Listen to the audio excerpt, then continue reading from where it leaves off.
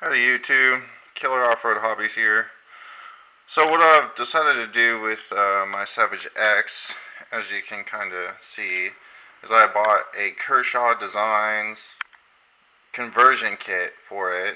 It was 82 bucks to my door, and I know I kind of sound like I just always kind of bitching about stuff, but they literally didn't send me instructions. So I'm gonna have to wing this. But yeah, they didn't ship it out for a week. It took them a week to ship it to me, and then it gets here today, and it doesn't have any instructions. So I'm already super excited with the Kershaw designs. But as you can see, I've already installed my ESC. I just cut out the receiver box. The receiver's tucked down in here underneath this, and it's working off the same little hinge thing. I just took a Dremel and I cut this out. I'm gonna probably hot wire it so I don't have to deal with this thing. And yeah, I'll have to get longer cables and figure out where to connect them to go to the motor. But yeah, I'm going to start basically trying to figure this out by myself since Kershaw Design decided I didn't need any instructions. Alrighty, so let's get to it. Alrighty, so I'm going to be putting this big bad boy in there. It's the 4082 2000 kV Leopard hobby motor that I've had in my Yeti XL. I had it in my Creighton for a while. This thing is a sheer beast of a motor. So I'm going to be putting this in here. I have an 18 tooth pinion for it, and I had them send me a 19 tooth, but since I have the 51 tooth spur gear, we'll have to see which one fits on there better.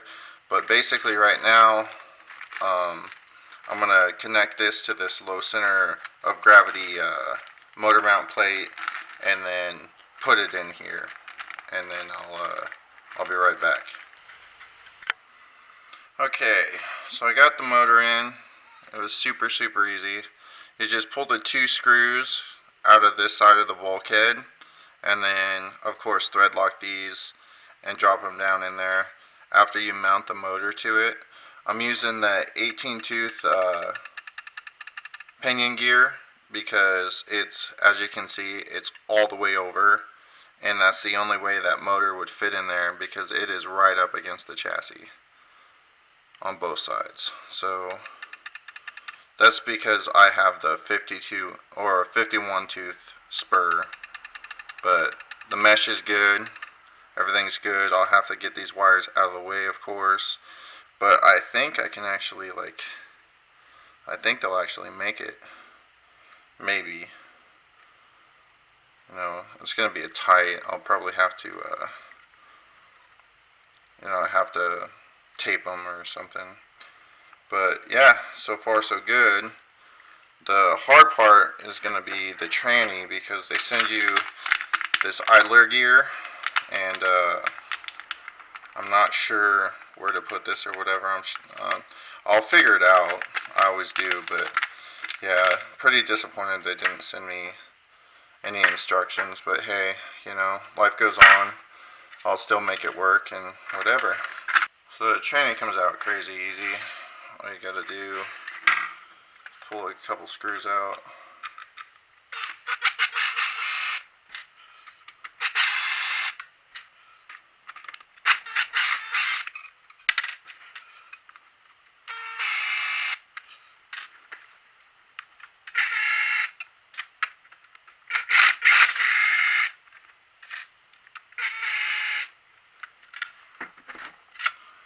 Alright, roll bar comes off, and by theory, this top should just pop off.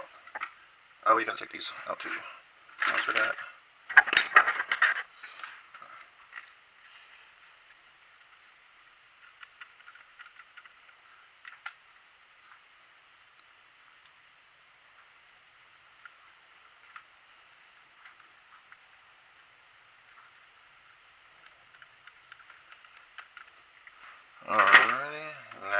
pop off. Yeah, see, super easy. Everything stays tacked in there. You just set that guy aside, and then you can pull out your transmission gears. Voila. So,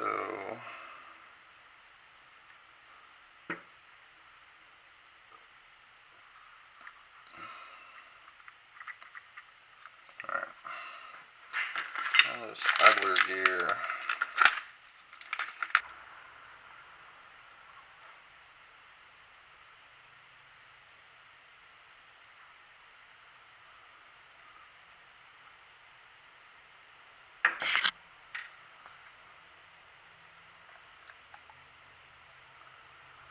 Okay, so you pull that grub screw out, and then there's another screw that goes through the shaft.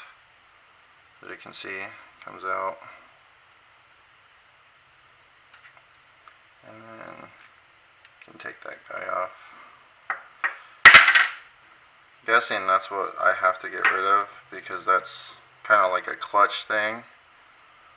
So, need to be real careful with this stuff, because I think this is how it's going to go back on this shaft. So, what I'm going to do, so I'm guessing that's going to go this way.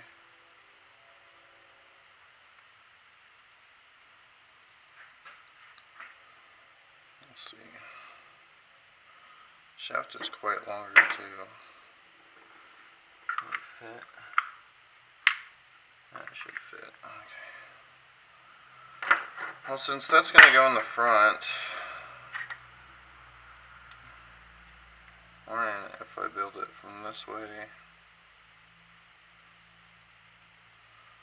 I'll figure it out. I'll be